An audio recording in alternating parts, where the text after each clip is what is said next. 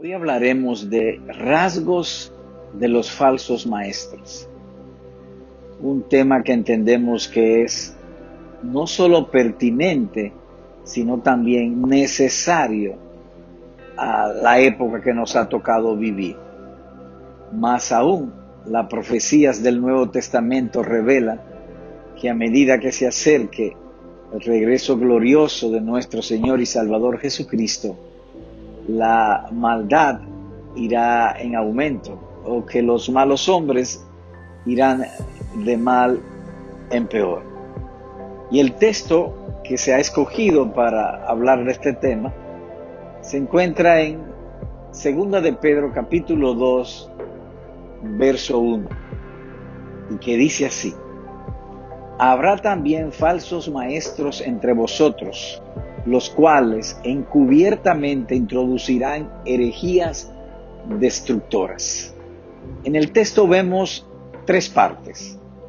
Una precaución: habrá entre ustedes falsos maestros. Una manera, o cómo se van a introducir los falsos maestros: se introducirán encubiertamente. Y un asunto, o el mal, herejías destructoras. Veamos los detalles de esto.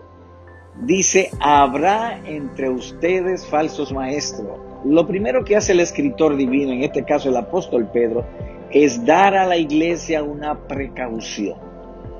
Habrá. Es una sentencia, es algo seguro. Mientras haya pecado en esta tierra, la iglesia fiel del Señor Jesucristo no podrá evitar el surgimiento de falsos maestros entre la iglesia. Ahora, cuando digo entre la iglesia, no me estoy refiriendo a la iglesia local, sino a la iglesia en sentido universal. Entre las iglesias habrá entre ustedes falsos maestros. Algunos de ellos serán de una manera palpable, otras no palpable, pero sí que habrá en las iglesias falsos maestros. Habrá iglesias falsas con falsos maestros. Eso no podemos evitarlo.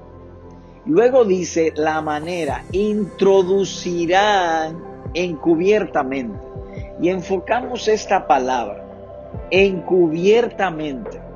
Es decir, que los falsos no se van a meter en la iglesia, o no van a fundar una iglesia o un movimiento religioso, o van a apostatar y van a poner un letrero grande: somos falsos. No.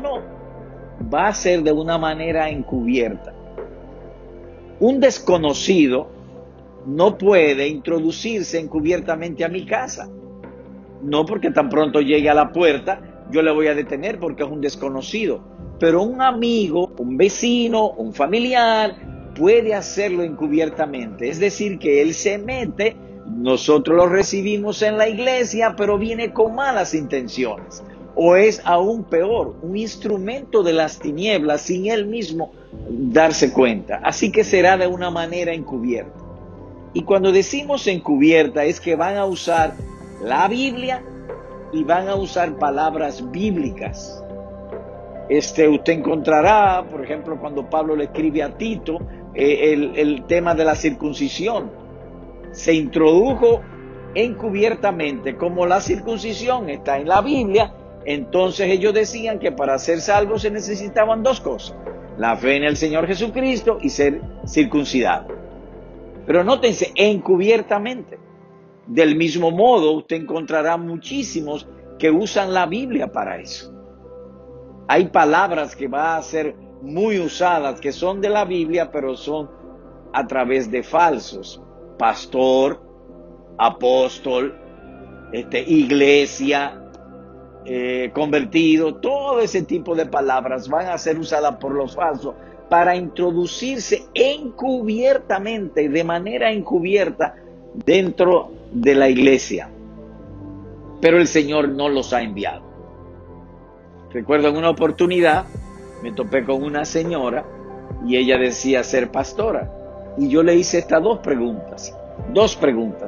¿En qué lugar de la Biblia se revela o el Señor Jesucristo nos ha dicho cómo identificar una pastora?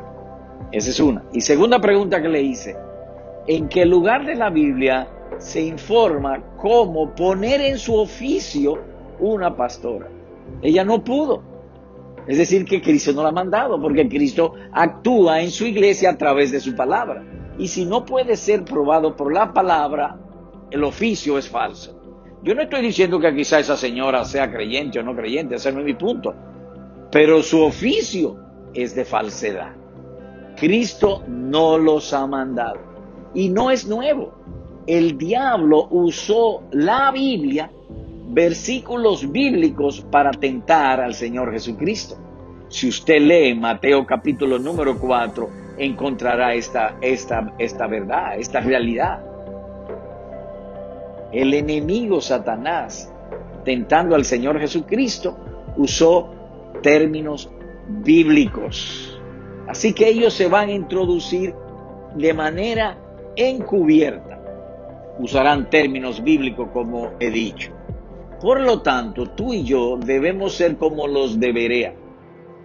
¿Y cómo fueron los de Berea? Si usted lee el libro de los Hechos, capítulo número 11, encontrará esto, que el apóstol Pablo fue a Berea y predicó y usó las escrituras, y después que Pablo se fue, entonces ellos, todo lo que Pablo había dicho, iban a la Biblia a ver si eso era así, si tenía un entendimiento correcto de las escrituras, si Pablo lo había interpretado correctamente y si lo había aplicado y predicado correctamente. A eso se le llama el espíritu de Berea. Examinarlo todo, especialmente las profecías, examinarla cuidadosamente, a ver si lo que dicen los maestros es palabra de Dios.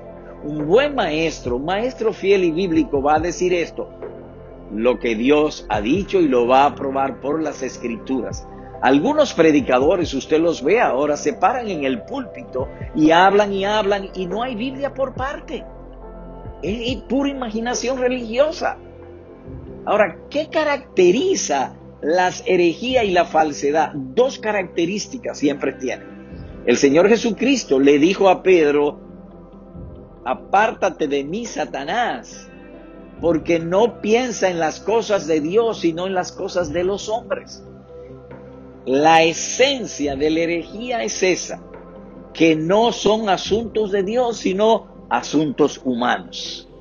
Por eso usted notará que muchas iglesias se han convertido en centros de entretenimientos para atraer mucha gente, porque lo que buscan es complacer no a Dios, sino a los hombres. Así que ese es el primer aspecto de la herejía, que no son las cosas de Dios, sino serán las cosas de los hombres.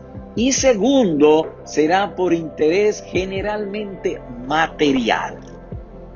Esas se harán mercadería de vosotros. Y dice el texto, herejías destructoras. Las herejías, hay herejías que son no nocivas. Por ejemplo, hay personas que tienen de algunos asuntos de escatología, posiciones diferentes, y una de ellas pudiera ser herejía, pero no es nociva. Pero estas son herejías destructoras. Y cuando digo herejías destructoras es que más bien condenan a la persona, pero no la salvan. Miles de millones de personas tristemente van hoy día por ese camino. Herejía destructora es que condenan. Toda religión que diga que el hombre se salva haciendo buenas obras, eso es una herejía.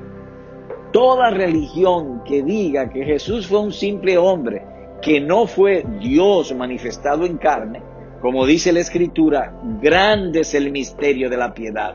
Es muy grande para entenderlo. Dios fue manifestado en carne. Esa es la esencia de la verdad.